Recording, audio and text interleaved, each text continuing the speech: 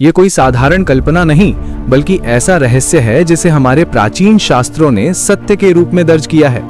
सोचकर ही रूह कांप उठती है कि यदि हमारे सामने कभी ऐसा अद्भुत और भयावह जीव प्रकट हो जाए तो इंसान शायद अपने प्राणों पर नियंत्रण ना रख पाए, क्योंकि बच पाना लगभग असंभव माना गया है। ये कोई लोक कथा नहीं, बल्कि वो वर्णन है जिसका उल्लेख श्रीमद् भागवत, महापुराण और महाभारत के आदि पर्व में मिलता है, नागों के अधिपति वासुकी के रूप में। शास्त्र बताते हैं कि वासुकी नाग का आकार इतना विराट था कि उसका शरीर सैकड़ों योजन तक फैला प्रतीत होता था। एक योजन लगभग 12 किलोमीटर माना गया है, और यदि उसका स्वरूप 500 योजन का हो तो उसकी लंबाई लगभग 6000 किलोमीटर होती। इतना विशाल कि पर्वत उसके फन्नों में बंद कर साधारण लकड़ी की डंडी जैसे प्रतीत होते। उसकी आंखें अंगारों की तरह लाल थीं, जीभ बिजली की तरह चमकती थी, और जब वो फुफकारता तो आकाश, धरती और समुद्र तीनों थर्रा उठते।